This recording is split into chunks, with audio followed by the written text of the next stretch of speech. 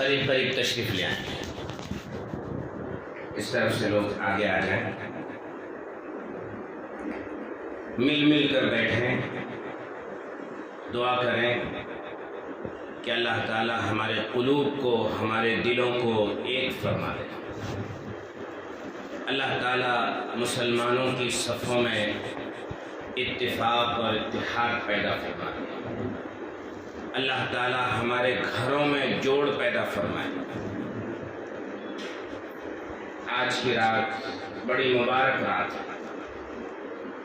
اس طرف جو ساتھی ہیں ان سے بھی گزارش ہے کہ اندر کے حصے میں تشریف لے آئیں۔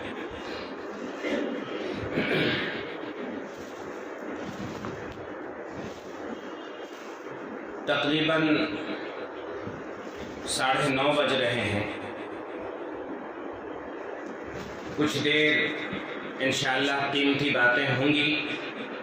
دعا کریں اللہ تعالی ہمیں کچھ کام کی بات کہنے کی، آپ کو کام کی بات سننے کی، اور ہم سب کو اس پر عمل کرنے کی اللہ توفیق عطا فرمائے۔ درود شریف پڑھ لیں۔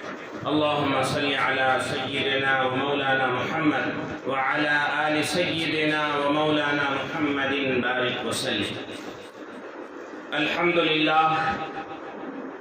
الحمدللہ کفا وسلام علی عبادہ الذین اصطفى، اما بعد، اعوذ باللہ من الشیطان الرجیم، بسم اللہ الرحمن الرحیم، حامیم والکتاب المبین، انا انزلناه فی لیلۃ مبارکہ فیہا یفرق کل امر حکیم امرا من عندنا، صدق اللہ العظیم۔ وقال النبی صلی اللہ علیہ وسلم اذا كانت ليلة النصف من شعبان فقوموا ليلها وصوموا يومها، فإن الله تبارك وتعالى ينزل إلى سماء الدنيا فيقول هل من مبتلى فأعافيه، هل من مسترزق فأرزقه، او كما قال علیہ الصلاة والسلام۔ این سعادت بزور بازو نیست، تان بخشد خدائے بخشندہ۔ یہ فارسی زبان کا شعر ہے، بہت بڑے بزرگ ہیں، شیخ سعدی شیرازی رحمۃ اللہ علیہ۔ اس شعر کے اندر وہ فرماتے ہیں کہ کسی بھی نیک عمل کی توفیق کا مل جانا یہ انسان کی قوت بازو، انسان کی صلاحیت اور استعداد کا نتیجہ نہیں ہوتا، بلکہ اللہ تبارک و تعالی کی مدد اور اللہ تبارک و تعالی کا تعاون اور اللہ کی توفیق کے بغیر کوئی نیک عمل نہیں کر سکتا۔ یقیناً اللہ کا فضل ہے، کرم ہے اور احسان ہے کہ اللہ رب العالمین نے ہم سب کو یہاں آج کی اس برکت والی رات میں، آج کی اس بابرکت رات کے اندر اللہ تبارک و تعالی نے ہم سب کو جمع ہونے کی توفیق عطا فرمائی۔ برکت والی رات میں نے اس لیے ذکر کیا کہ قرآن مجید کی سورہ دخان کی جو ابتدائی کچھ آیتیں میں نے آپ کے سامنے پیش کی، اس آیت کے اندر خود اللہ رب العالمین فرماتے ہیں کہ انا انزلناہ فی لیلۃ مبارکہ، ہم نے قرآن کو مبارک رات کے اندر نازل فرمایا ہے، اور مفسرین نے مبارک راتوں میں شب برات کی رات کو بھی شمار کیا ہے۔ لہذا آج کی رات 15ویں شعبان کی رات ہے، یہ پورا مہینہ شعبان کا ہے، اور آج کی رات شعبان کے مہینے کی درمیانی رات یعنی 15ویں شعبان کی رات ہے۔ اس رات کو اللہ رب العالمین نے برکت والی رات قرار دیا ہے۔ دو چیزیں آپ کے سامنے انشاءاللہ پیش کی جائیں گی۔ پہلی چیز تو یہ ہے کہ شعبان کا مہینہ، شعبان، اللہ کے نبی صلی اللہ علیہ وسلم نے شعبان کے تعلق ذکر فرمایا ہے۔ تقریباً احادیث کی تمام کتابوں کے اندر یہ روایت مذکور ہے۔ صحیح روایت کے اندر صحیح مسلم، صحیح بخاری کے اندر ہے، آپ علیہ الصلاۃ والسلام فرماتے ہیں شعبان و شہری و رمضان و شہر اللہ، شعبان میرا مہینہ ہے اور رمضان اللہ کا مہینہ ہے۔ جس مہینے کی نسبت آقائے دو جہاں سرکار مدینہ محمد مصطفیٰ صلی اللہ علیہ وسلم ذکر فرما دیں کہ یہ میرا مہینہ ہے، تو اس مہینے کی فضیلت کے لیے کوئی اور چیز کی ضرورت نہیں۔ اس مہینے کی فضیلت کے لیے یہی کافی ہے کہ آپ علیہ الصلاۃ والسلام نے اپنے زبان مبارک سے ذکر فرمایا کہ شعبان میرا مہینہ ہے اور رمضان المبارک اللہ کا مہینہ ہے۔ ایک چیز۔ دوسری چیز جو آیت شریفہ میں نے آپ کے سامنے پیش کی ہے، اس آیت کے اندر اللہ تبارک و تعالی نے حامیم والکتاب المبین، قسم کھا کر اللہ نے ذکر فرمایا ہے کہ اس رات کے اندر، اس برکت والی رات کے اندر ہم نے قرآن کو نازل فرمایا ہے۔ حامیم حروف مقطعات میں سے ہیں، جیسے الف لام میم، الف لام میم صاد، الف لام را، اس طریقے سے یہ حروف مقطعات ہیں۔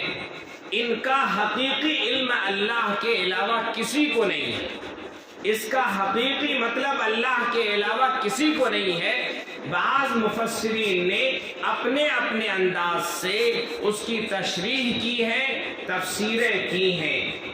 لہذا حامیم کے متعلق اللہ تبارک و تعالی نے حضرت امام عبداللہ قشیری رحمۃ اللہ علیہ، بہت بڑے محدث، بہت بڑے مفسر گزرے ہیں۔ حضرت عبداللہ قشیری رحمۃ اللہ علیہ فرماتے ہیں کہ ہاں سے اللہ تبارک و تعالی نے اپنا حق جو بندوں پر ہے، اللہ کا حق جو بندوں پر ہے، اس سے ہاں سے اللہ نے اپنا حق مراد لیا۔ دوسری میم سے اللہ رب العالمین نے محبت مراد لیا ہے، اور جس سے جس کو محبت ہوتی ہے وہ ملنے کے لیے الگ الگ مواقع اور الگ الگ بہانے ڈھونڈتا ہے۔ جس سے کسی کو محبت ہوتی ہے اور گہرا عشق ہوتا ہے، گہری محبت ہو جاتی ہے، تو اس سے ملنے کے آدمی بہانے ڈھونڈتا ہے۔ اللہ تبارک و تعالی فرماتے ہیں کہ ہمارے حق کی قسم جو ہمارے اوپر ہمارے بندوں کے ہیں، اور ہماری محبت کی قسم جو ہم اپنے بندوں سے محبت کرتے ہیں، اس چیز کی اللہ نے قسم کھائی ہے۔ پھر آگے ذکر فرمایا والکتاب المبین، اور روشن کتاب، واضح کتاب، وضاحت کے ساتھ لکھی ہوئی کتاب کی قسم، یعنی اللہ تعالیٰ نے قرآن مجید کی قسم کھائی ہے۔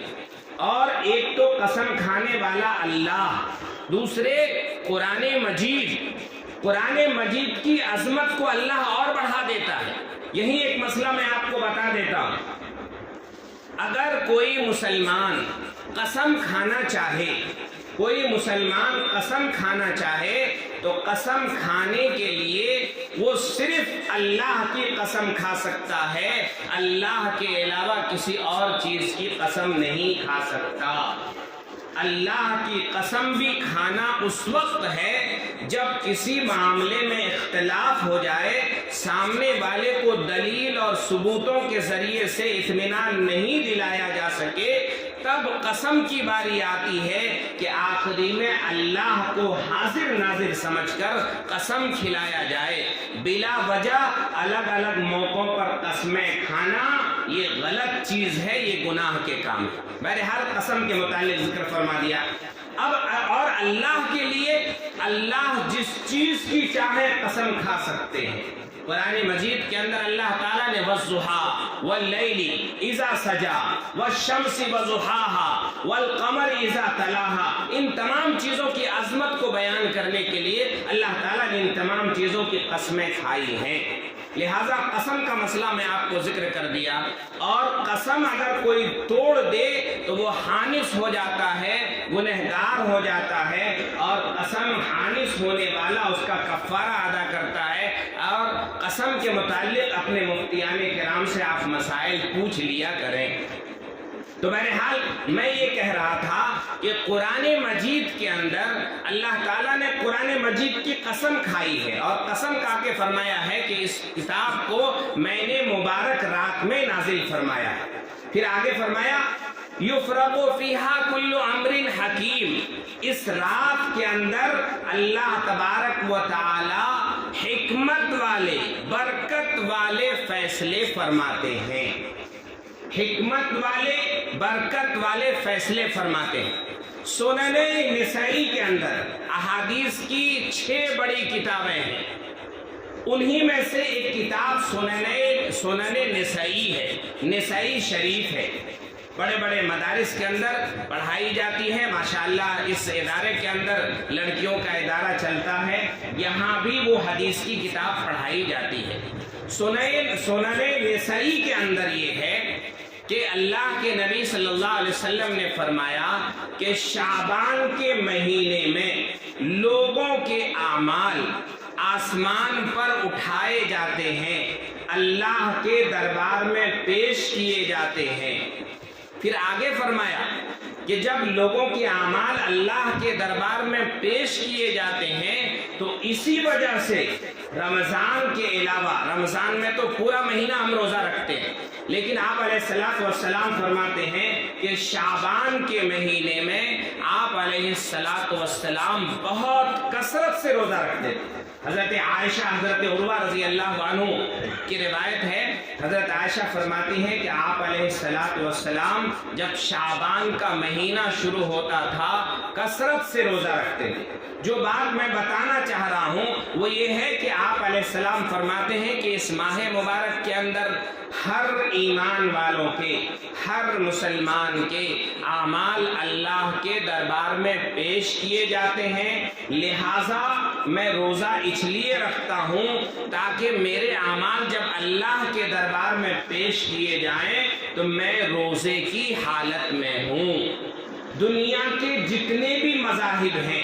جتنے بھی ریلیجنز ہیں، جتنے بھی دھرم ہیں، ان تمام دھرموں میں روزے کا کانسیپٹ ہے، روزے کا تصور ہے، لیکن مذہب اسلام کا روزہ جو ہے یہ بڑی عظمت والا روزہ ہے، لہذا آپ علیہ السلام نے روزہ اللہ کے قرب کا بہت بڑا ذریعہ، بھوکا اور پیاسا رہنا صرف اللہ کی محبت میں، اللہ کی محبت میں اور اللہ سے ملنے کے تقاضے کے حساب سے، اللہ کے حکم کے حساب سے روزہ رکھنا، روزہ اللہ کے قرب کا بہت بڑا ذریعہ ہے۔ تو بہرحال شعبان کا مہینہ بڑا بابرکت مہینہ ہے۔ ایک تو یہ ہے کہ اس میں نام اعمال کے، لوگوں کے نام اعمال اللہ کے دربار میں پیش کیے جاتے ہیں۔ دوسری چیز آپ علیہ السلام نے فرمایا یہ میرا مہینہ ہے۔ تیسری چیز اس مہینے میں آپ علیہ السلام کثرت سے روزہ رکھتے تھے، پورا مہینہ، کسی دن رکھتے تھے کسی دن نہیں رکھتے تھے، پورا مہینہ آپ علیہ السلام روزے کا اہتمام کیا کرتے تھے۔ تیسری چیز آج کے شب برات کے متعلق، شب برات کے متعلق حضرت عائشہ رضی اللہ عنہا کی حدیث ہے جسے ابن ماجہ شریف کے اندر روایت کیا گیا ہے۔ حضرت عائشہ صدیقہ رضی اللہ عنہا فرماتی ہیں کہ میں آپ علیہ السلام کی باری اس دن میرے حجرے میں تھی، آپ علیہ السلام کی 11 ازواج مطہرات میں تھی۔ آپ علیہ السلام کے متعلق حضرت عائشہ فرماتی ہیں کہ میری باری تھی، آپ علیہ السلام میرے حجرے میں تھے، اچانک میری آنکھ کھلی تو میں نے دیکھا کہ حضور اکرم صلی اللہ علیہ وسلم حجرے میں موجود نہیں ہیں، تو میں گھبرا گئی اور جلدی سے نکلی۔ جب میں نکلی تو حضور اکرم صلی اللہ علیہ وسلم کو تلاش کرنے کے لیے فخرجت، میں نکلی۔ جب میں باہر آئی تو فہو بالبقی، یہ حدیث کے الفاظ ہیں، امام ابن ماجہ نے اس حدیث کو نقل کیا ہے. حضرت عائشہ فرماتے فَهُوَ بِالْبَقِيع، تو میں نے دیکھا کہ آپ جنت البقیع کے اندر ہیں. یہ روایت ترمذی شریف کے اندر بھی ہے، ابن ماجہ شریف کے اندر بھی ہے. اس سے یہ پتا چلا کہ حضور اکرم صلی اللہ علیہ وسلم اس دن جنت البقیع میں گئے. حضرت عائشہ جب گھبرا کر باہر گئی، دیکھا جنت البقیع کے اندر ہیں، اور پھر آ کر کے اپنے حجرے کے اندر آئی. تھوڑی دیر کے بعد حضور پاک علیہ السلام تشریف لائے تو حضرت عائشہ صدیقہ رضی اللہ عنہا حضور کی سب سے چہیتی، سب سے لاڈلی، سب سے پیاری بیوی تھی. اور حضور پاک علیہ السلام کے علم کا خزانہ سب سے زیادہ امت کی ماؤں کو، امت کو جو ملا ہے حضرت عائشہ رضی اللہ عنہا سے ملا. حضرت عائشہ فرماتی ہیں کہ میں گھبرائی ہوئی تھی، میری سانس پھول رہی تھی. حضور اکرم صلی اللہ علیہ وسلم جنت البقیع سے آئے. حضور اکرم صلی اللہ علیہ وسلم کا جو حجرہ تھا، آج جو روضہ ہے، انبیاء کرام علیہ السلام کے متعلق اللہ کی طرف سے حکم ہے کہ انبیاء کرام علیہ السلام جس مقام پر رہتے تھے، جس مقام پر انتقال ہوتا تھا، اسی مقام پر ان کا مدفن، ان کی قبر ہوا کرتی. حضور اکرم صلی اللہ علیہ وسلم کی جہاں کا، حضور پاک علیہ السلام کا جہاں روضہ اطہر ہے، وہیں اس کے جسٹ سامنے جو ہے جنت البقیع ہے. جو لوگ حج کو گئے ہیں وہ دیکھتے ہیں، عمرے کو گئے ہیں وہ دیکھ کر کے آئے ہوئے ہیں. لہٰذا حضرت عائشہ فرماتی ہیں کہ میں جنت البقیع میں دیکھ کر واپس آئی، میری سانس پھول رہی تھی. اچانک حضور علیہ السلام آئے. حضور علیہ السلام آئے تو حضرت عائشہ کو بیدار دیکھ کر کے فرمایا عائشہ کیا بات ہے، تمہاری گھبراہٹ کو میں محسوس کر رہا ہوں، تمہاری سانس پھول رہی ہے.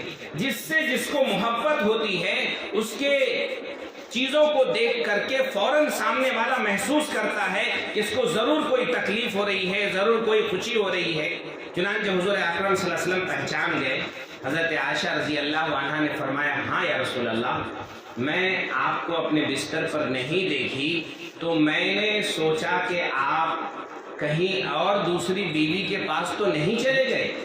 اس گھبراہٹ میں باہر نکلی، حجرے سے باہر نکلی تو دیکھ رہی ہوں کہ آپ جنت البقیع کے اندر ہیں. اس کے بعد میں واپس آ گئی. حضور پاک علیہ السلام نے فرمایا کہ کیا عائشہ تو سمجھتی ہے کہ اللہ اور اللہ کا رسول تمہارے ساتھ ناانصافی کریں گے، تمہارے ساتھ تمہارے حق تلفی کریں گے؟ یہ جملہ بتا رہا ہے کہ حضور اکرم صلی اللہ علیہ وسلم یہاں اللہ کا نام ذکر کر دیے. حالانکہ حضور کا تعلق حضرت عائشہ سے، حضرت عائشہ کا تعلق حضور سے، لیکن اس میں ایک لطیف اشارہ علماء فرماتے ہیں، محدثین فرماتے ہیں، یہ ہے کہ اللہ کے رسول کی عظمت اللہ کی عظمت ہے، اللہ کے رسول کی محبت اللہ کی محبت ہے. اللہ کے حکم کو، اللہ کے نبی کی باتوں کو ماننا اللہ کی باتوں کو ماننا ہے. اللہ کے نبی کی سنت پر چلنا اللہ کے حکم پر چلنے کے برابر ہے. لہذا حضور حضرت عائشہ صدیقہ رضی اللہ عنہا کو پھر حضور پاک علیہ السلام نے، جو ابن ماجہ کی اگلی حدیث میں نے آپ کو ذکر کی ہے، اس کے اندر حضور پاک علیہ السلام فرماتے ہیں کہ عائشہ تمہارا خیال ہے کہ کیا اللہ اور اللہ کے رسول تمہاری حق تلفی کریں گے؟ نہیں. عائشہ تمہیں معلوم بھی ہے آج کی رات کون سی رات ہے؟ آج کی رات 15ویں شعبان کی رات ہے. اور لہٰذا اس بات کو یاد رکھو کہ جب 15ویں شعبان کی رات آئے، یعنی شب برات آئے، لیلۃ البرات آئے، تو فقوموا لیلہا، اس رات کو تم قیام کرو. وصوموا یومہا، 2 عبادتوں کا ذکر اس حدیث سے پتہ چلتا ہے. اور تیسری عبادت کا ذکر پتہ چلتا ہے قبر میں جانا. آپ علیہ السلام نے جو بھی عمل کیا ہے، آپ علیہ السلام نے جو عمل کرتے ہوئے صحابہ کو دیکھا ہے، آپ کی موجودگی میں جو عمل صحابہ نے کیا ہے، وہ تمام کی تمام چیزیں سنت ہے. آپ علیہ روایت سے ثابت ہے کہ حضور اکرم صلی اللہ علیہ وسلم جنت البقیع میں گئے ہیں. یہ حضور کی سنت ہے. دوسری چیز، حضور پاک علیہ السلام نے کہا اس دن اس رات کو قیام کرو. رات کو قیام کرنے کا مطلب یہ ہے کہ عبادت کرو. عبادت کرنے کا مطلب یہ ہے کہ جو بھی عبادت ہو سکے اپنے وقت کو ضائع کیے بغیر نوافل کا اہتمام کرو۔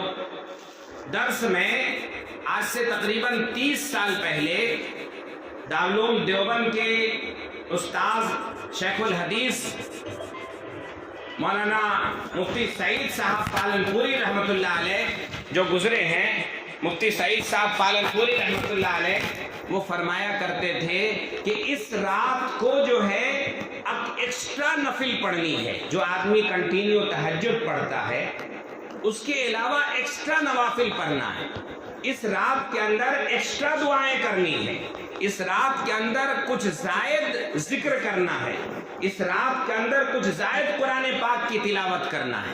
لہٰذا اس رات کے کرنے کے اعمال، چنانچہ حضور پاک علیہ الصلوۃ والسلام نے فرمایا فقوموا لیلہا، اس رات کو تم قیام کرو، مطلب عبادت کے لیے کھڑے رہو، جتنی دعائیں ہو سکے دعائیں کرو، جتنا ذکر ہو سکے ذکر کرو، جتنی نمازیں پڑھنی ہے نماز پڑھو، صلاۃ الحاجت پڑھو، صلاۃ التسبیح پڑھو، انفرادی جتنی عبادتیں ہو سکتی ہے اتنی عبادت کرو۔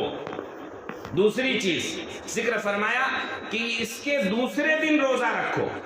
دوسری ترمذی شریف کی روایت کے اندر آتا ہے افضل الصیام بعد رمضان صوم شعبان، کہ رمضان کے بعد سب سے افضل روزہ شعبان کا مہینے کا روزہ ہے اور 15ویں شعبان کا روزہ ہے۔ لہذا روایتوں کے اندر یہ بھی آتا ہے کہ شعبان کے 15ویں تاریخ کا روزہ اور محرم کا روزہ جب تک رمضان المبارک کے روزے فرض نہیں ہوئے تھے یہ روزے فرض تھے، ان روزوں کا اہتمام ضروری تھا۔ اب رمضان کے پورے مہینے کا روزہ فرض ہو گیا، اس کے بعد اس روزے کی اہمیت جو ہے نفل کی اہمیت ہو گئی، پھر بھی اس کی بڑی اہمیت ہے۔ آپ علیہ الصلوۃ والسلام اس ماہ مبارک میں 15ویں شعبان کا روزہ رکھا کرتے تھے۔ لہذا ہم سب کوشش کریں کہ 15ویں شعبان کے روزے کو رکھیں، اس لیے کہ آج کی رات یہ جو مغرب کے وقت سے شروع ہوئی ہے کل مغرب تک رہنے والی ہے، یہ 15ویں شعبان اور اس کی رات یہ بڑی بابرکت رات ہے۔ لوگوں کے اعمال اللہ کے دربار میں پیش کیے جاتے ہیں۔ جب آپ علیہ الصلوۃ والسلام بذات خود فرما رہے ہیں کہ میرے اعمال اللہ کے دربار میں جب پیش کیے جائیں تو میں روزے کی حالت میں ہوں اور روزے کی حالت اللہ کو بہت پسند ہے، لہٰذا جب جن سے ممکن ہو سکے کل کے دن کا روزہ رکھنا چاہیے، روزے کا اہتمام کرنا چاہیے۔ ایک تو یہ فضیلت ہو گئی۔ آج کے رات پھر آگے اللہ کے نبی نے فرمایا کہ جب 15ویں شعبان کی رات ہوتی ہے تو اللہ تبارک و تعالیٰ کی تجلیات، خاص تجلی آسمان دنیا کی طرف متوجہ ہوتی ہے۔ اللہ تعالیٰ کے مخصوص فرشتے پوری دنیا میں پھیل جاتے ہیں، اللہ کی طرف سے اعلان کرتے ہیں ہے کوئی مصیبت زدہ جو آج مجھ سے مصیبت کو دور کرنے کی دعا کرے، مصیبت کو دور کرنے کی مجھ سے درخواست کرے، میں اس کی مصیبت کو دور کر دوں۔ ہے کوئی روزی میں پریشان کہ مجھ سے پریشانی کو دور کرنے کہے، میں اس کی روزی کو آسان کر دوں۔ ہے کوئی بیمار جو مجھ سے شفا مانگے، میں اس کو شفا عطا کر دوں۔ ہے کوئی دکھڑا سنانے والا میرے سامنے دکھ پیش کرے، میں اس کے دکھ اور غم کو دور کر دوں۔ فرشتے اعلان کر رہے ہیں، انسان اور جنات کے علاوہ دنیا کی جتنی مخلوقات ہے اس اعلان کو سنتی رہتی ہے۔ آج کے دن، آج کی رات جو دعائیں کرتا رہتا ہے فرشتہ اس کی دعاؤں پر آمین کہتے ہیں، جو ذکر کرتا ہے اس کے ذکر کے ساتھ فرشتے ذکر کرتے ہیں، جو نماز پڑھتا ہے اس کے نماز پڑھنے کے ساتھ جب آمین کہتا ہے تو فرشتے آمین کہتے ہیں۔ آج کی رات کتنی بابرکت رات ہے، اور ہم اور ہمارے معاشرے کے نوجوان ایسے ہیں کہ وہ رات بھر اپنی گاڑیاں بھگاتے رہتے ہیں، بھاگتے رہتے ہیں، یہاں سے وہاں، وہاں سے وہاں، وہاں سے وہاں۔ خدا نخواستہ کوئی حادثہ ہو گیا تو پورا خاندان پریشان ہو جاتا ہے۔ تو بہرحال یہ شب بڑی اہمیت کی ہے۔ آگے جو بھی چیز ذکر کرنی ہے، اللہ کے نبی صلی اللہ علیہ وسلم کی طرف سے عام معافی کے اعلان کے مواقع ہوتے ہیں۔ شب قدر بھی عام معافی کے اعلان کا وقت ہوتا ہے، اور آج کی رات جو شب برات ہے یہ بھی عام معافی کے اعلان کا وقت ہوتا ہے۔ لیکن اللہ کی طرف سے جب ہول سیل میں معافی کا اعلان ہوتا ہے، اس میں بھی کچھ لوگوں کو معاف نہیں کیا جاتا ہے۔ ایک روایت میں آتا ہے کہ 4 لوگوں کو اللہ معاف نہیں کرتے، ایک روایت میں آتا ہے کہ 7 لوگوں کو اللہ تعالیٰ آج کے دن معاف نہیں کرتے ہیں۔ ان میں سے ذکر فرمایا سب سے پہلا المشرک، جو اللہ کی ذات یا اللہ کی صفات میں کسی کو شریک ٹھہرائے۔ اللہ تعالیٰ شرک کرنے والوں کو، شرکیہ اعمال کرنے والوں کو معاف نہیں کرتے ہیں۔ آج ہمارے اس ملک کے اندر ہمارے کتنے مسلم نوجوان ہیں، کتنے مسلم ویاپاری ہیں، کتنے مسلم بزنس مین ہیں، کتنے مسلم سروس مین ہیں کہ جو فلاں پوجا کے وقت، فلاں عبادت کے، فلاں فیسٹیول کے وقت جا کر کے وہاں کھڑے ہوتے ہیں اور کہتے ہیں میں تو کچھ نہیں کرتا ہوں۔ شرک کرنا گناہ ہے، شرک کرنے والوں کا ساتھ دینا، ان کا تعاون کرنا، ان کے ساتھ کھڑے رہنا بھی شرک کے برابر ہے۔ اور اللہ تعالیٰ کا قرآن مجید کے اندر آج سے 1400 سال پہلے جب قرآن نازل کیا ہے، قیامت تک کے لیے آیت ذکر فرما دیا ہے، ان اللہ لا یغفر ان یشرک بہ ویغفر ما دون ذلک لمن یشاء۔ اللہ تبارک و تعالی شرک کرنے والوں کو معاف نہیں کریں گے، اس کے علاوہ جتنے بڑے بڑے پاپی ہوں گے، گنہگار ہوں گے، اللہ تعالیٰ اس کے گناہوں کو معاف کر دیں گے۔ لہذا شرک والے جو بھی اعمال ہیں، شرکیہ اعمال سے بچنے کی ضرورت ہے۔ اپنے بچوں کو توحید پرست بنانا ہے، اپنے گھر والوں کو توحید پرست بنانا ہے، اپنے بچوں کو، گھر والوں کو، عزیز و اقارب کو ان کی تربیت یہ کرنی ہے کہ ہمارا تعلق اللہ کی ذات سے ہے۔ کوئی ایسا عمل نہیں ہونا چاہیے جو شرک کے دائرے کے اندر آتا ہے۔ اللہ تبارک و تعالیٰ اس دنیا کا مالک ہے، اس دنیا کا خالق ہے، اس دنیا کا اونر ہے، اس دنیا کا رازق ہے۔ جب کچھ نہیں تھا تب اللہ تھا، جب کچھ نہیں رہے گا تب اللہ رہے گا۔ اللہ جب جو چاہتا ہے کرتا ہے، اللہ کے بغیر کوئی کچھ نہیں کر سکتا۔ اللہ کی طاقت اتنی زبردست ہے کہ روڈ پر کھڑے لوگوں کو کروڑوں میں اٹھال دیتا ہے اور کروڑوں پہ کھڑے لوگوں کو روڈ پہ بٹھال دیتا ہے۔ یہ اللہ تعالیٰ کی قدرت ہے۔ ہم اپنے بچوں کو توحید سکھائیں، عقیدے کو مضبوط کریں۔ کسی سے کچھ نہیں ہوتا ہے، صرف اللہ کی ذات سے ہوتا ہے۔ اللہ چاہے تو سب کچھ ہو سکتا ہے، اللہ کے بغیر کوئی کچھ نہیں کر سکتا۔ یہ عقیدہ اپنے بچوں کو سمجھائیں، لہذا شرک سے اپنے آپ کو بچانے کی کوشش کریں۔ دوسرا، اللہ کے نبی صلی اللہ علیہ وسلم نے فرمایا مدمن خمر، شراب کا جو عادی ہے، اللہ تعالیٰ اس کی بھی آج کی رات کو عام معافی کا اعلان ہے، وہ بھی معافی مانگتا ہے۔ اگر شراب کا عادی ہے تو معاف نہیں کرتے۔ آج ہمارے معاشرے کے اندر کتنے نوجوان ہیں جو شراب پیتے ہیں۔ پیشاب سے گندی چیز ہے، جانوروں کے پیشاب سے گندی چیز ہے، سور کے پیشاب سے گندی چیز۔ جس طرح سور کا پیشاب، سور کا پخانا، سور کا کھانا حرام ہے، اسی طریقے سے انما الخمر والمیسر، جہاں قرآن پاک کے اندر خنزیر کا لفظ ذکر فرمایا، جہاں شراب کا ذکر فرمایا، وہیں خنزیر اور سور کا ذکر فرمایا۔ دونوں برابر درجے کے حرام ہیں، لیکن ہمارے مسلم نوجوان بچے شراب کے اندر اور نشہ کی عادی اس قدر ہو چکے ہیں کہ ہم جن علاقوں میں رہتے ہیں، یہ مسلم علاقے میں دیکھ لیجئے، آج ہر رکشے پہ بیٹھا ہوا، ہر کارنر پہ بیٹھا ہوا، رات کی تنہائی میں بیٹھا ہوا ہمارا نوجوان کس طریقے سے گناہوں کی لت میں پھنسا ہے، نشہ خوری میں مبتلا ہے۔ اللہ کا اعلان ہوتا ہے کہ شراب پینے والا، نشہ کا عادی، اللہ تبارک و تعالی مغفرت کی رات شب برات اور شب قدر کے اندر معاف نہیں کرتے۔ عام معافی کا اعلان ہونے، اور آج عام معافی کا اعلان ہے۔ جب اللہ تبارک و تعالی آج کی رات کو معاف نہیں کریں گے تو کب معاف کریں گے؟ اور جس کو اللہ معاف نہیں کرے کون معاف کر سکتا ہے؟ بھائیو، بزرگ اور دوستو، آج کی رات اگر شراب کا عادی ہمارے معاشرے کے اندر نوجوان ہے تو شراب اتنی بری چیز ہے، ام الخبائث ہے۔ کتابوں کے اندر واقعہ لکھا ہے کہ ایک بہت بڑے بزرگ تھے، اور بزرگ آدمی علم دین نہیں تھا لیکن بزرگ تھا، عبادت گزار تھا۔ رات کی تنہائی کے اندر ایک گلی سے گزر رہا تھا، اچانک سے ایک عورت کی آواز آنے لگی، بچاؤ بچاؤ بچاؤ بچاؤ۔ اس طریقے سے رونے کی، گھبرانے کی، چلانے کی آواز آئی تو اس کے دل کے اندر شوق پیدا ہوا کہ کوئی مصیبت زدہ ہے، ہم ان کی مصیبت کو دور کر دیں جا کر۔ جب وہ اس کے گھر پر پہنچا، اس نے دروازہ کھولی، اس کے اندر لی اور دروازہ اندر سے بند کر دی۔ شراب کتنی بری چیز ہے، کتنے بڑے گناہ کا باعث بنتی ہے، ام الخبائث، تمام برائیوں کی جڑ ہے۔ لہذا شراب کے متعلق ذکر فرمایا کہ وہ آدمی، وہ عورت جو چلا رہی تھی مجھے بچاؤ مجھے بچاؤ مجھے بچاؤ، تو اس آدمی نے کہا کہ چلو دیکھتے ہیں، دیکھ کر بچاتے ہیں۔ جب ان کے گھر پہ گئے تو اس نے گھر کا دروازہ بند کر دی۔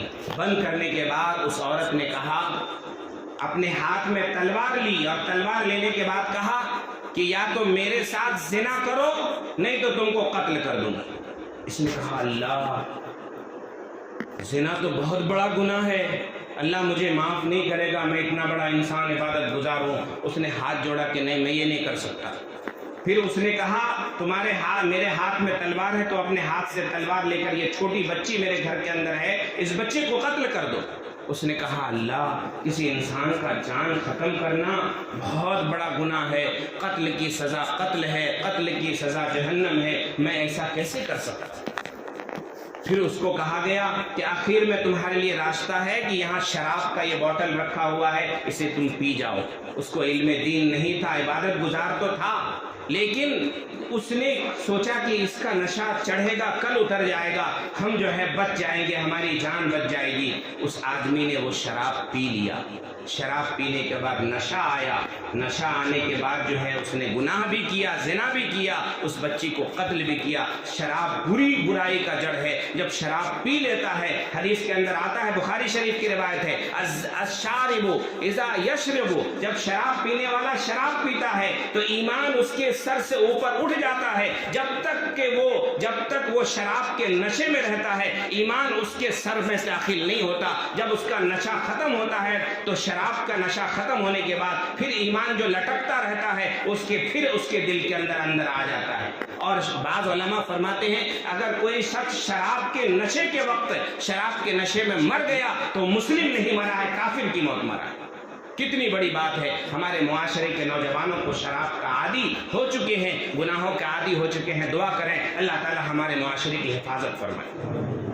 تیسری چیز اللہ کے نبی صلی اللہ علیہ وسلم نے فرمایا، کینہ پرور، کینہ رکھنے والا، اللہ تبارک و تعالیٰ کینہ کرنے والوں کو معاف نہیں کرتے۔ کینہ کس کو کہتے ہیں؟ کسی کی ترقی دیکھ کر، کسی کی بلندی دیکھ کر، کسی کی کامیابی کو دیکھ کر اندر سے جلتے رہنا اور اندر سے اس سے بغض رکھنا کہ میں بڑا تھا، مجھے بڑھنا چاہیے تھا، وہ کیوں بڑھ گیا، مجھے ترقی کرنی چاہیے تھی، وہ کیوں ترقی کر گیا، مجھے گھر بنانا چاہیے، اس نے گھر کیوں بنا لیا، مجھے گاڑیاں لینی تھی، اس نے گاڑیاں کیوں لے لیا، میرے چھوٹے کاروبار تھے، میرا کاروبار بڑھنا تھا، اس کا چھوٹا کاروبار میرے سامنے آیا، اس کا کاروبار کیسے بڑھ گیا۔ یہ بغض ہے، یہ حسد، یہ کینہ ہے، اور یہی بغض اور جب بڑھتا ہے تو وہ حسد میں تبدیل ہو جاتا ہے۔ اور بغض کہتے ہیں اندر اس سے بغض رکھنا، اور حسد کہتے ہیں اس کے تمنا، اس کی چیزوں کو ختم کرنے کی کوشش کرنا۔ فارسی کے اندر ایک بہت بڑے فارسی کے لکھنے والے نے لکھا ہے کہ فارسی میں شعر ذکر فرمائے، حسد کس کو کہتے ہیں؟ حسد این است اے صاحب خیر، تمنائے زوال نعمت غیر۔ حسد این است اے صاحب خیر، تمنائے زوال نعمت غیر۔ حسد یہ ہے اے انسانوں، اے دوستو، حسد یہ ہے کہ ہم کو کچھ ملے نہ ملے، اندر سے تمنا ہوتی رہتی ہے کہ فلاں کسی مصیبت میں مبتلا ہو جائے، فلاں کوئی تکلیف میں مبتلا ہو جائے، فلاں کوئی مشکل میں مبتلا ہو جائے، اور جب مشکل میں مبتلا ہو جائے تو اندر یہ خوش ہو۔ یہ حسد ہے۔ اور حسد کے متعلق اتنی بری چیز ہے کہ حسد کرنے والا سامنے والے کا نقصان کرے نہ کرے، اپنا خود نقصان کرتا ہے۔ مولانا علی میاں ندوی رحمۃ اللہ علیہ حسد کے متعلق ذکر فرماتے ہیں کہ حسد اس لکڑی کے جلنے کی طرح ہے جس میں آگ لگا دی گئی ہو، وہ لکڑی دوسرے کو جلائے نہ جلائے، لکڑی خود جل کر راکھ ہو جاتی ہے۔ حسد کرنے والا سامنے والے کو نقصان پہنچائے یا نہ پہنچائے، حسد کرنے والا خود اپنا نقصان اندر سے کر کے لیتا ہے، ایمان کے اعتبار سے بھی، اعمال کے اعتبار سے بھی، دنیاوی اعتبار سے۔ لہذا دوسرا ذکر فرمایا کینہ پرور کو اللہ معاف نہیں کرتے۔ کینہ پرور کے متعلق ایک واقعہ ذکر کرتا ہوں۔ ایک بادشاہ تھا، اس کا وزیر تھا، اس وزیر سے بڑی محبت کرتا تھا۔ وہ بادشاہ اپنے اس وزیر سے بڑی محبت کرتا تھا، اپنی عنایات، اپنے انعامات اس کو دیا کرتا تھا۔ اس کے ارد گرد جو ہے ایک وزیر اور تھا جس سے بادشاہ محبت نہیں کرتا تھا۔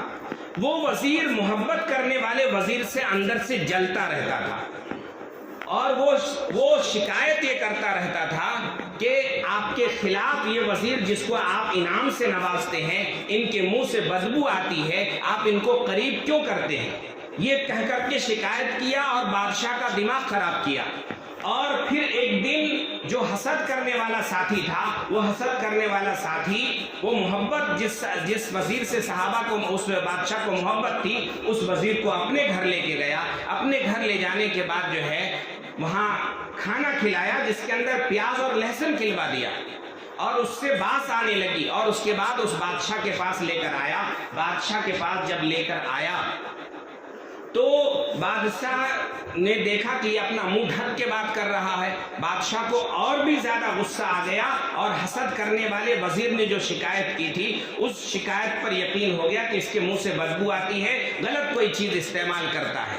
حالانکہ بادشاہ اس آدمی سے محبت کرتا تھا، اور وہ آدمی جو بادشاہ سے محبت کرتا تھا، روزانہ صبح ایک اعلان لگاتا تھا کئی سالوں سے کہ نیکی کرنے والوں کو اس کا بدلہ ملے، برائی کرنے والا اپنے انجام کو پہنچ جائے گا۔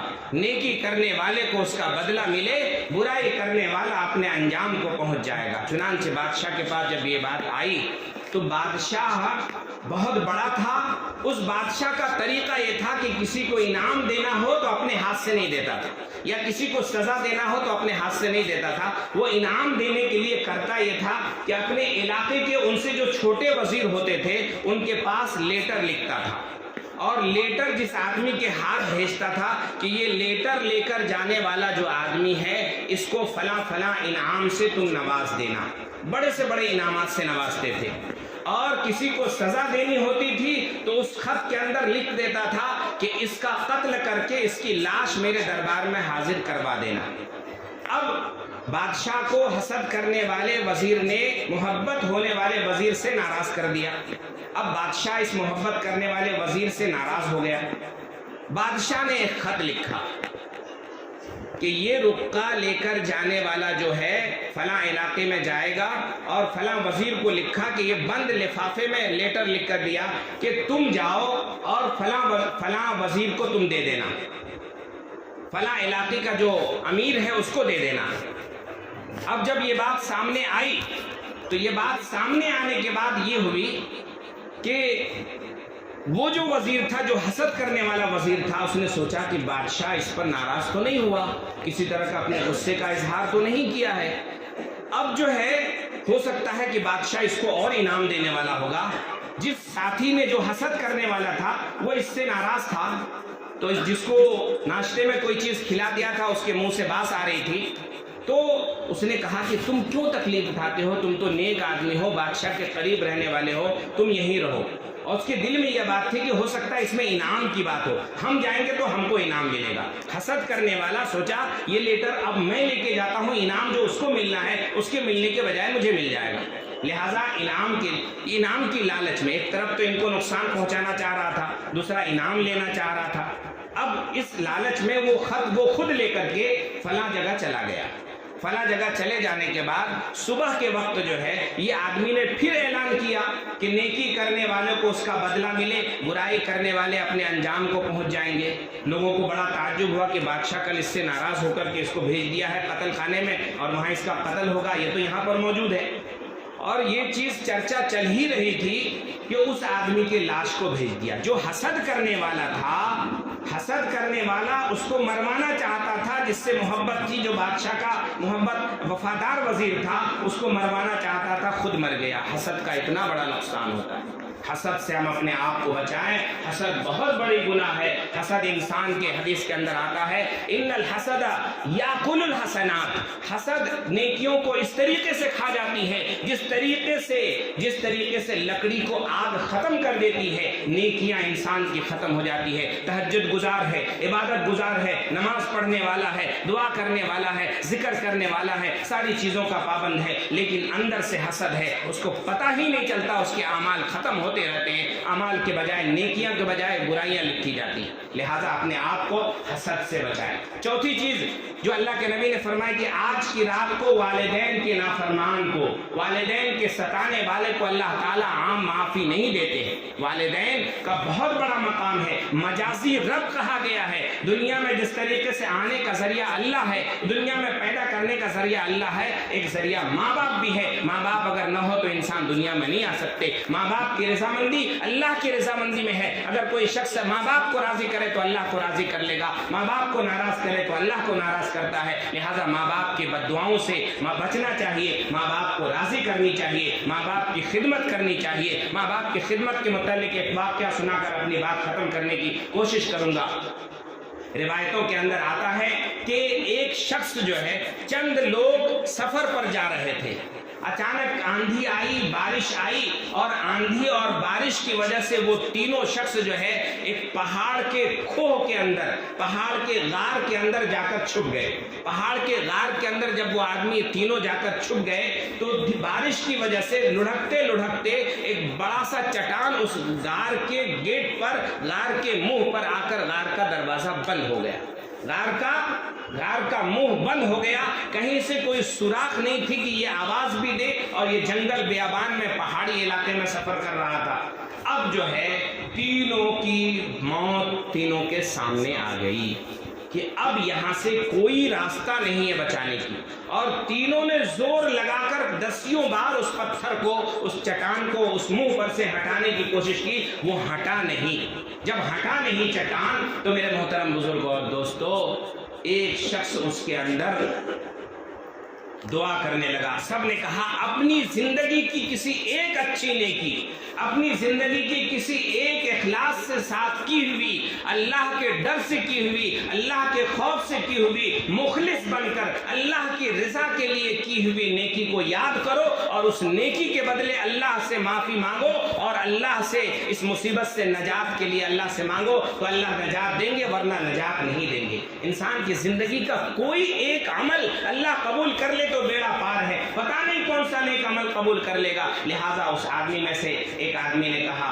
یا اللہ میں نے بڑے گناہ کیے ہیں, بڑے پاپی ہیں, لیکن ایک مرتبہ ایسا ہوا کہ میں کاروبار کرتا تھا, میری دکان تھی, اور اس دکان میں اپنا اچھا کاروبار میرا چلتا تھا, میں تاجر تھا. میرے پڑوس کی میری چچا کی بیٹی بڑی حسین و جمیل خوبصورت تھی, اور بہت زیادہ جو ہے وہ مصیبت میں تھی, وہ ضرورت مند تھی, وہ پیسے کی لالچ سے میرے پاس آئی. میں اس کو پیسے کی لالچ دے کر بہلایا, پھسلایا, اور گناہ پر, زنا پر اس کو آمادہ کیا, اور وہ اپنی اتنی تکلیف کی ماری تھی کہ پیسے لے کر زنا کرنے کے لیے مجھ سے راضی ہو گئی. لہٰذا میں نے اس کو پیسے بھی دے دیا, اور زنا کرنے کے لیے جس مقام پر میں نے بلانا تھا بلایا.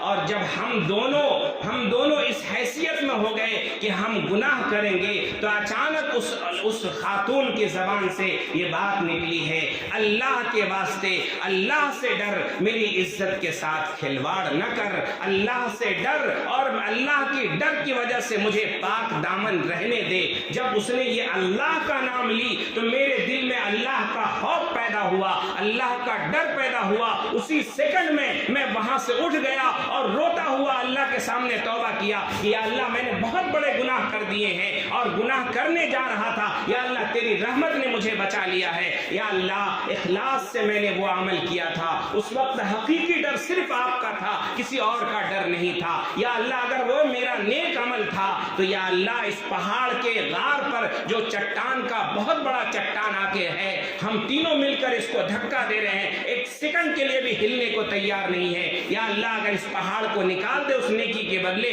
تو میری جان بچ سکتی ہے. رو رو کر دعائیں کی, تو پھر دھکا دیا تو تھوڑا سا چٹان کھسک گیا.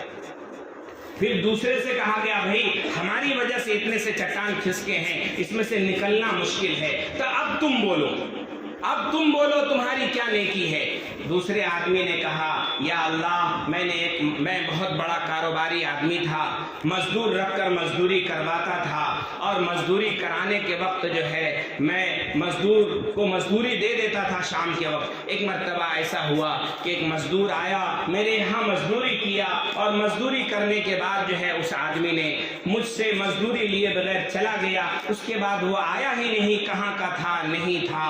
मैंने उसकी मजदूरी निकाली, उसको अपने कारोबार में लगाया, उससे चंद बकरियां हुई, चंद जानवर हुए, चंद कारोबार उसके उस पैसे को लगाता रहा, बढ़ाता रहा हमारे कारोबार के साथ। उसके बहुत सारी जमीन जायदाद बन गई और कई सालों के बाद उस रास्ते से गुजरते हुए वो आदमी मेरे पास आया और मेरे पास आने के बाद उसने कहा फला साहब मुझे मेरी मजदूरी दीजिए। तो उसने याद दिलाया कि फला साल फला दिन फला महीने में फला जगह आपका काम चल रहा था, मैंने मजदूरी की थी, मैं लिए बगैर चला गया था, भूल गया था, अब मेरी मजदूरी आप दे दो। उस आदमी ने कहा कि या अल्लाह मैंने उसके सामने बहुत सारी बकरियां, बहुत सारे जानवर, बहुत सारी खेतियां उनके सामने उसको कहा कि ये सब तुम्हारा है, लेकर जाओ। उसने कहा अल्लाह के वास्ते मेरे से मजाक मत करो। लेकिन मैंने कहा मैं मजाक नहीं कर रहा हूँ। फिर उसको बिठाया और समझाया और बताया कि तुम चले गए थे, तुम्हारे पैसे को अमानत समझ करके मैंने इस पैसे की हिफाजत की, अपने कारोबार में लगा दिया, तुम्हारा पैसा बढ़ता रहा, इतनी बकरियां, इतने जानवर, इतने खेत हो गए हैं, तुम लेकर जाओ। या अल्लाह मैंने सिर्फ आपकी डर से ये किया था, आपकी डर से ये किया था इलाहुल आलमीन। अगर ये नेकी मैंने आपके लिए किया है, इखलास के साथ किया है, मुझे याद है कि मेरी जिंदगी का यही नेक अमल है, लिहाजा इलाहुल आलमीन थोड़ी सी चट्टान को खिसका दीजिए जिससे मेरी जान बच जाए। और चट्टान को खिसकाया, उन लोगों ने जोर लगाया, चट्टान खिसक गई। इस वाकये के अंदर दो नसीहतें मिलती है। मुसलमानों के अंदर अमानतदारी खत्म हो गई है। अल्लाह के नबी सल्लल्लाहु अलैहि वसल्लम की हदीस है ला ईमान लिमन ला अमानत ला। जिस आदमी की जिंदगी के अंदर अमानतदारी नहीं है, ईमान नहीं है। आज हम में से कितने मुसलमान हैं जो अपने बाप की प्रॉपर्टी को, अपनी माँ की प्रॉपर्टी को, अपने दादा की प्रॉपर्टी को हड़प करके अपनी बहनों को उसका हक नहीं देते हैं, अपने भाइयों को उसका हक नहीं देते हैं, अपने रिश्तेदारों को उसका हक नहीं देते हैं। जबकि विरासत का हिस्सा कुरान मजीद के अंदर अल्लाह तबारक व तआला ने हर एक का फिक्स कर दिया है, किसी नबी पर नहीं छोड़ा है। 1 इंच क्यों ना हो, 1 रुपया मरने वाला बाप अपने मरते वक्त छोड़ा है तो उनके तमाम वारिसीन का उसमें हक होता है। हमारे अंदर खयानत है। हम जब अपने अल्लाह के नबी की बात को नहीं मानते हैं, अल्लाह के फरमान को नहीं मानते हैं और हुकूमत की तरफ से आ जाए कि विरासत अब हुकूमत के कानून के हिसाब से तकसीम होगा, हम उस पर वावेला मचाते हैं, शोर मचाते हैं कि किस तरीके से हमारी शरीयत के ऊपर हमला हो रहा है। जब शरीयत पर आप खुद हमला कर रहे हैं तो आपको अफसोस नहीं होता। कितने नमाजी, हाजी, दीनदार, इबादत गुजार ऐसे हैं जिन्होंने हुकूक, कई मर्तबा लोगों के हुकूक को दबाए गए, बार बार हज को, बार बार उम्रे को जाते रहते हैं। मेरे मोहतरम बुजुर्ग और दोस्तों, आज की रात उन तमाम गुनाहों से माफी की रात। और तीसरा उसमें जो तीसरा आदमी था, वो तीसरा आदमी ये था, वो ये कहने लगा कि या अल्लाह एक मर्तबा ऐसा वाकया पेश आया कि मेरे घर में मेरी माँ बड़ी बूढ़ी थी, ज़ईफ थी, कमज़ोर थी, नातमा थी, चल फिर नहीं सकती थी, बिस्तर पर लेटी रहती थी। मैं बकरियां चराने जाता था, बकरियां चरा कर आता था, उसके दूध को धोता था, दूध को धोने के बाद जो है अपनी माँ को पहले पिलाता था और उसके बाद अपने घर के बच्चों को पिलाता था और सुलाता था। एक दिन ऐसा हुआ कि बकरियां चराते हुए मैं दूर चला गया, रात आते हुए लेट हो गई, मेरी माँ सो गई और जब मेरी माँ सो गई मैं दूध लेकर के आया तो मेरी माँ सोई हुई थी। मैंने मुनासिब नहीं समझा कि मेरी माँ को मैं जगाऊं, मेरी माँ को जगाने में कोई मेरी माँ को तकलीफ हो, लिहाजा दूध का प्याला लेकर के मैं पूरी रात खड़ा रहा। सुबह के वक्त, तहज्जुद के वक्त मेरी माँ की आंख खुली, मेरी माँ ने मुझे देखा और बेटा कह के पुकारा और फिर मैंने दूध पेश किया तो मेरी माँ ने दूध पिया और रात भर मेरे बच्चे बिलखते रहे, बच्चे को को बहाना बनाकर मैंने सुला दिया। या अल्लाह, मेरी माँ की मोहब्बत में अगर मैंने ये अमल किया है, इखलास के साथ किया है, अगर तूने कबूल किया है तो इलाहुल आलमीन हमारे इस अमल को जो है कबूल फरमा ले। इलाहुल आलमीन हमारे इस अमल को कबूल फरमाकर हमारी जान बख्शी के लिए इस चट्टान को हटा दे। इससे पता ये चला माँ बाप का कितना बड़ा मकाम है, माँ बाप के लिए किया हुआ अमल कितना बड़ा अमल होता है। लिहाजा भाइयों, बुजुर्ग और दोस्तों, आज की रात जो माँ बाप का नाफरमान है, माँ बाप को सताने वाला है, जानबूझकर माँ बाप को तकलीफ पहुंचाता है, माँ बाप को धुतकारता है, अल्लाह के नबी सल्लल्लाहु अलैहि वसल्लम ने कुरान मजीद के अंदर अल्लाह का हुक्म है, फला तकुल लहुमा उफ़्फ़िन वला तनहरहुमा, माँ बाप को उफ भी मत कहो, माँ बाप को छिड़को मत। जब वो बूढ़ापे की उम्र को पहुंच जाए तब उनको किसी तरह से कोई तकलीफ मत दो। माँ बाप बहुत बड़ी नेमत है। जब साया, आप शुक्र मनाएं कि आपको, जो नौजवान है, नौजवानों से खुसूसी तौर पर कहना चाहूंगा, शुक्र मनाएं आपको रोकने और टोकने वाला माँ बाप अगर मौजूद है, आप पर बहुत बड़ा अल्लाह का इनाम है, बहुत बड़ा अल्लाह का एहसान है। एहसान शुक्र अदा कीजिए, माँ बाप की खिदमत कीजिए, माँ बाप को राजी कीजिए, माँ बाप की हर खुशी में अपनी खुशी को कुर्बान कीजिए। इसलिए कि वाकया ये है कि जब कोई माली किसी बाग का रखवाली, किसी बाग का माली नहीं होता है तो वो बाग वीरान हो जाता है। आपका माँ बाप आपका रखवाली है, माँ बाप आपका माली है, आपको रोक टोक नहीं करेगा तो आपकी जिंदगियां तबाह हो जाती हैं। माँ बाप की बहुत बड़ी नेमत है। लिहाजा हम सब जो है माँ बाप के एहतराम को समझें और माँ बाप की कदर व कीमत को समझें, माँ बाप की अजमत को समझें। आज की रात बड़ी मुबारक रात है। उसके अलावा रिवायतों के अंदर अलग अलग आता है कि आज की रात अल्लाह ताला ज़ानियों को माफ़ नहीं करते, आज की रात अल्लाह तबारक व ताला खयानत करने वालों को माफ़ नहीं करते, आज की रात अल्लाह तबारक व ताला पाजामा टखनों से नीचे रखने वालों को पसंद नहीं करते। हमारे मुस्लिम नौजवानों को पता नहीं क्या सूरत हाल है, पैंट ऐसा सिलवाते हैं जब चलते हैं तो रोड को झाड़ू देता हुआ चलता है। भाई, क्या कोई नौजवान खड़ा होकर मुझे बताए इस मजमे के अंदर या पूरी दुनिया के अंदर कि पैर पाजामा और या पैंट बिल्कुल नीचे रखने से क्या फायदे हैं और ऊपर रख लिए तो क्या नुकसान है? कोई दीन का फायदा, कोई दुनिया का फायदा, कोई एजुकेशन का फायदा, कोई दौलत का फायदा, कमाने का फायदा या नुकसान हो तो बताए, तो उसके बारे में सोचा जा सकता है? बिल्कुल नहीं। लिहाजा भाइयों, बुजुर्ग और दोस्तों, आज की रात बड़ी अजीम रात है। आज की रात ये अहद करें कि रमजान मुबारक का जो महीना आने वाला है उसकी पूरी तैयारी के लिए अल्लाह से दुआ करें। और आज की जो रात है, फीहा युफरक़ु कुल्लु अम्रिन हकीम, इस रात के अंदर अल्लाह की तरफ से हिकमत वाले फैसले किए जाते हैं। जिस तरीके से हुकूमत आइंदा साल के लिए बजट बनाती है, कोई कारोबार करता है तो साल में पहले महीने में बजट बनाता है, कोई मस्जिद बनाने वाला होता है तो पहले महीने में मस्जिद के लिए बजट तैयार करता है, उसी तरीके से ये आज की जो रात है अल्लाह की तरफ से बजट तैयार होता है। किसको कितनी रोजी मिलेगी, किसको कितनी सेहत मिलेगी, किसको कितनी जिंदगी मिलेगी, आइंदा 15 शाबान तक कौन जिंदा रहेगा, कौन मर जाएगा, कौन पैदा होगा, ये सारे हिकमत वाले फैसले, बरकत वाले फैसले आज होने हैं। तो आज हमको इबादत कितनी करनी चाहिए, आज हमको किस कदर अल्लाह के सामने सारो कतार रोना चाहिए, गुनाहों से तौबा करना चाहिए।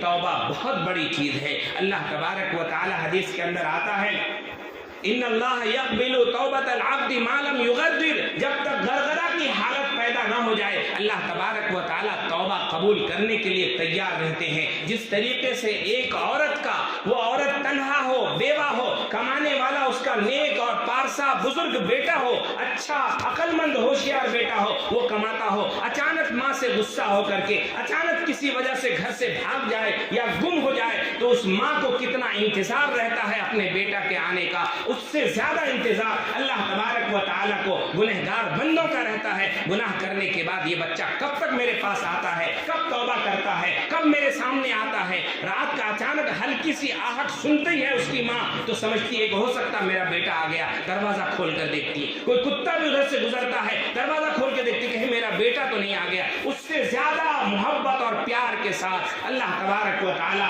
तौबा करने वाले बंदे, गुनहगार बंदे के तौबा के इंतजार में रहते हैं। तो आज हमारे तौबा के इंतजार में अल्लाह की तजल्लियात खड़ी है। अल्लाह तबारक व तआला से दुआ करें, अल्लाह ताला हम सबको तौबा करने की तौफीक अता फरमाए। رمضان المبارک کے میں آنے والا مہینہ ہے، اللہ تعالیٰ اس کی قدردانی کی ہم سب کو توفیق عطا فرمائے۔ اللہ تعالیٰ ہم سب کو جو اولاد کی نعمت دی ہے اولاد کی قدردانی کریں، اچھی تربیت، اچھے اخلاق، اچھے کردار سمجھائیں، سکھائیں۔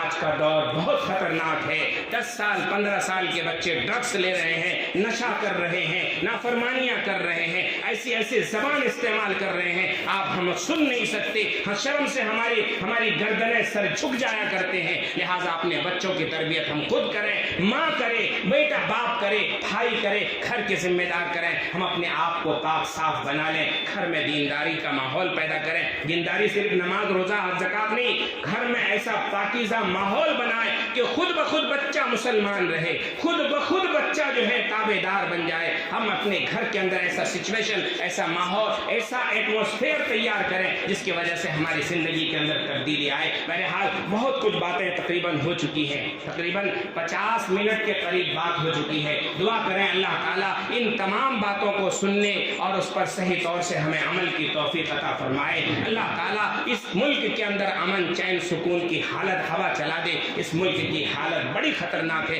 قاری صاحب نے ذکر فرمایا ہے کہ اس وقت ہم جہاں کھڑے ہیں ہر چیز میں بولنا، کرنا، سننا، دیکھنا، ہر چیز بڑی سمجھداری سے مسلمان اللہ کی طرف رجوع ہو جائے۔ اللہ کی طرف رجوع ہونے کا وقت آیا ہے، اللہ کے سامنے جھکنے کا وقت آیا ہے، اللہ کے سامنے رونے کا وقت آیا ہے۔ پتہ نہیں کب کیا حالات پیدا ہو جائیں۔ بھائی بزرگ اور دوستو، آج سے 40 سال پہلے مولانا علی میاں ندوی رحمۃ اللہ علیہ کہا کرتے تھے، میں دیکھ رہا ہوں کہ اس ملک کے حالات کس طرف جا رہے ہیں۔ جتنی نمازیں پڑھنی ہے پڑھ لو، جتنی اذانیں دینی ہے دے لو، جتنی اللہ کے دین کی خدمت کرنی ہے کر لو، جتنے دعوت کے کام کرنے ہیں کر لو۔ ایسا وقت آنا دور نہیں ہے جب ان چیزوں پر روک لگا دیا جائے، تم افسوس کرتے رہو اور تم کو وہ موقع نہ ملے۔ ایسے وقت کے آنے سے پہلے ابھی موقع ہے اللہ کے دین کی خدمت کے لیے، دین کے اشاعت کے لیے، دین کی دعوت کی محنت کے لیے۔ مسلمانوں کی سب سے پہلی ڈیوٹی،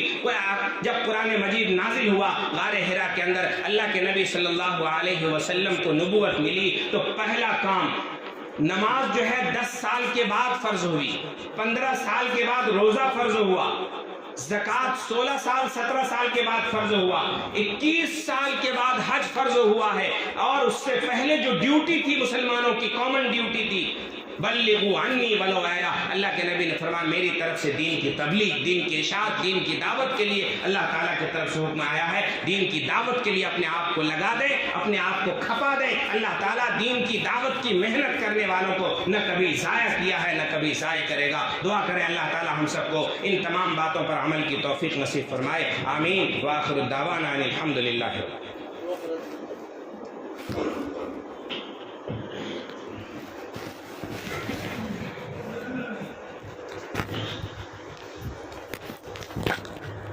اللهم صل على سيدنا ومولانا محمد وعلى آل سيدنا ومولانا محمد وبارك وسلم۔ الہ العالمین ہم سب کے تمام صغیرہ کبیرہ گناہوں کو معاف فرما، ہم سب کے تمام قصوروں کو معاف فرما، ہم سب کی تمام لغزشوں کو معاف فرما، ہم سب کی تمام خطاؤں کو معاف فرما۔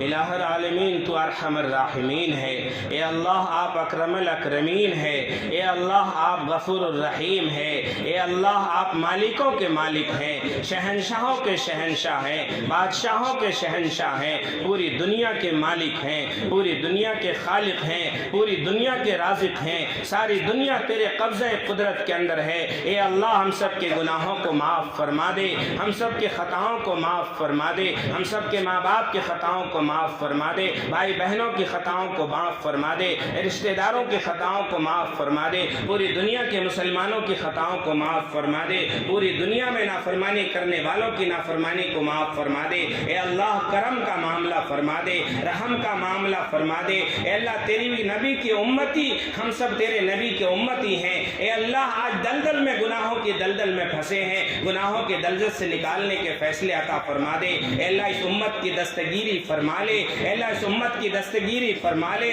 اس امت کی رہبری فرما لے، اس امت کو غلط باتوں سے بچانے کے فیصلے عطا فرما، غلط راہوں سے بچنے کے فیصلے عطا فرما۔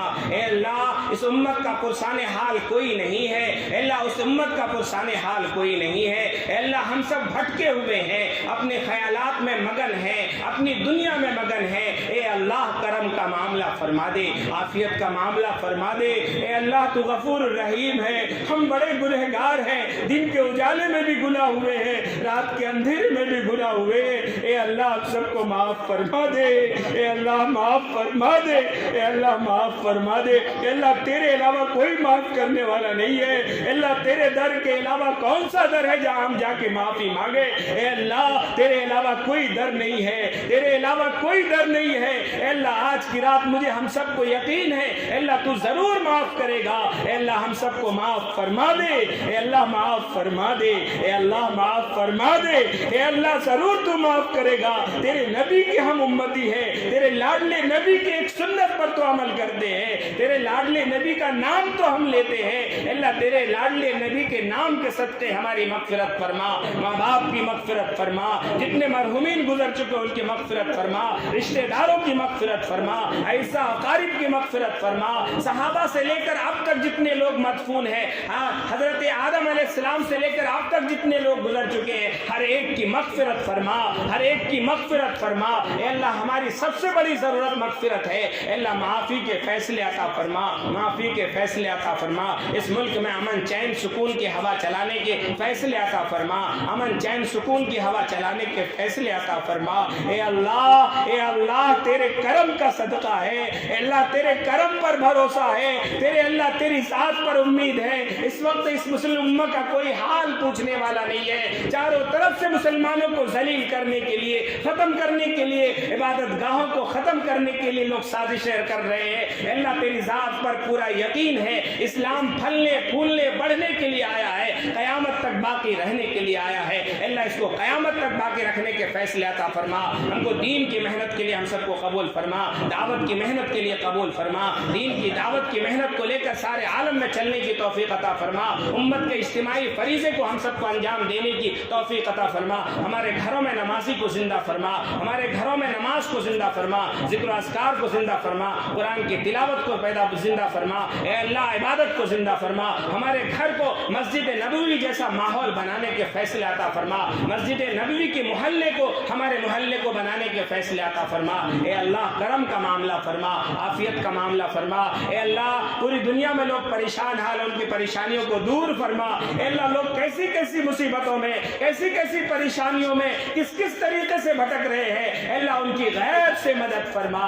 اے اللہ کیسے کیسے لوگ بیمار ہیں، کس کے ہارٹ کا آپریشن ہے، کس کے ہاتھ پیر ٹوٹ ہو چکے ہیں، اے اللہ دولت ہونے کے باوجود دماغ خراب ہو چکا ہے، پاگل ہو چکے ہیں، اے اللہ ہم سب کو تو نے صحت و تندرستی سے نوازا ہے، ہمارے گھر والوں کو صحت و تندرستی سے نوازا ہے، اولادوں کو صحت و تندرستی سے نوازا ہے۔ اے اللہ اس کے انعام پر شکر ادا کرنے کی توفیق عطا فرما۔ اے اللہ جو بیمار ہیں ان کو شفا نصیب فرما، ہر چھوٹی بڑی بیماریوں سے حفاظت نصیب فرما، چھوٹی بڑی بیماریوں سے شفا نصیب فرما۔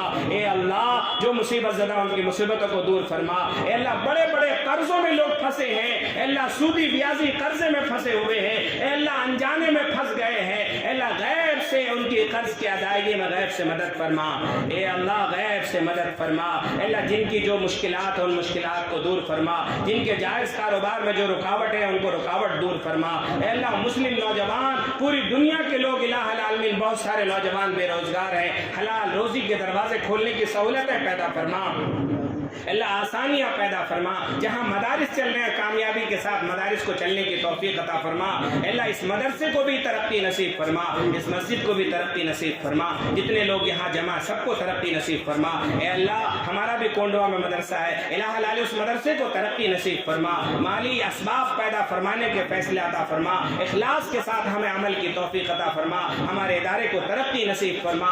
آپ کے بھروسے پہ الہ العالمین ہم نے شروع کیا ہے، اے اللہ اس میں کامیابی اور ترقی نصیب فرما، لوگوں کے قلوب کو اس کی طرف مائل فرما، ہمارے مدرسے کو یا جن مدرسے کو جو لوگ تعاون کرتے ہیں غیب سے ان کی مدد فرما، غیب سے ان کا تعاون فرما، غیب کے ان سے نصرت فرما، ان کی مشکلات کو دور فرما، مصیبتوں کو دور فرما، قبر کے عذاب سے ہماری حفاظت نصیب فرما، پل صراط کا راستہ ہمارے لیے آسان فرما، جہنم سے خلاصی نصیب فرما، جنت الفردوس کے اندر داخلہ نصیب فرما، ہم سب کو حج بیت اللہ کے لیے قبول فرما، خانہ کعبہ کی زیارت کے لیے قبول فرما، الہ العالمین جتنے لوگ اس سال رمضان کے اندر عمرے کے اندر جا رہے ہیں اللہ ان کی دعاؤں کے اندر ہمارا حصہ نصیب فرما. جو لوگ حج کو جا رہے ہیں حج کے سفر کو آسان فرما, ان کی دعاؤں کے اندر ہمارا حصہ نصیب فرما. ہم سب کی جائز تمناؤں کو پورا فرما, جائز مقاصد کے اندر کامیابی نصیب فرما. ہر شرور و فتن سے حفاظت نصیب فرما, حاسدین کی حسد سے حفاظت نصیب فرما, بدخواہ کی بدخواہی سے حفاظت فرما, فتین کے فتنے سے حفاظت نصیب فرما, شریر کی شرارت سے حفاظت نصیب فرما. ہم سب کی جان مال عزت و آبرو کی حفاظت نصیب فرما. کرم کا معاملہ فرما, کرم کا معاملہ فرما. آج کی رات ہم سب کو معاف فرما. آئندہ سال رمضان کس کو ملے نہ ملے, اس سال کے رمضان تک ہم کو زندہ رکھ کر کے رمضان کی عبادتوں کی توفیق عطا فرما, رمضان کی ریاضتوں کی توفیق عطا فرما, تراویح کے اہتمام کی توفیق نصیب فرما, شب برات کی قدردانی کی توفیق عطا فرما. اے اللہ ہم نے جو مانگا ہے اپنی گمان کے مطابق مانگا ہے, اے اللہ تو اپنی شایان شان ہم سب کو عطا فرما. آقا علیہ الصلوۃ والسلام نے خیر کے لائن سے جن خیر کی, جن بھلائی کی, جن نیکیوں کی دعائیں مانگی ہے ہمارا حصہ نصیب فرما. حضور پاک علیہ الصلوۃ والسلام نے جن شرور سے پناہ چاہی ہے ہم بھی پناہ چاہتے ہیں, ہماری حفاظت نصیب فرما. ہمارے گھروں کے اندر اتفاق نصیب فرما, گھروں میں جوڑ پیدا فرما, میاں بیوی میں جوڑ فرما, ماں باپ میں جوڑ فرما, اولاد میں جوڑ فرما, پڑوسیوں میں جوڑ فرما, اس امت میں جوڑ فرما, امت کو متحد کرنے کے فیصلے عطا فرما, اتفاق اور اتحاد نصیب فرما. ہم سب کی تمام دعاؤں کو محض اپنے فضل و کرم سے آقا علیہ الصلوۃ والسلام کے صدقہ طفیل میں قبول فرما. ہم سب کو بھی بار بار حج بیت اللہ کے لیے قبول فرما, خانہ کعبہ کی زیارت کے لیے قبول فرما, حضور کے روضہ اقدس پر حاضر ہو کر براہ راست درود السلام پیش کرنے کی توفیق نصیب فرما. الہ العالمین ہماری اس دعا کو محض اپنے فضل و کرم سے حضور پاک علیہ الصلوۃ والسلام کے صدقہ طفیل میں قبول فرما. ربنا تقبل منا انك انت السميع العليم وتب علينا انك انت التواب الرحيم. وصلى الله تعالى على خير خلقه محمد وعلى آله واصحابه اجمعين. آمين برحمتك يا ارحم الراحمين.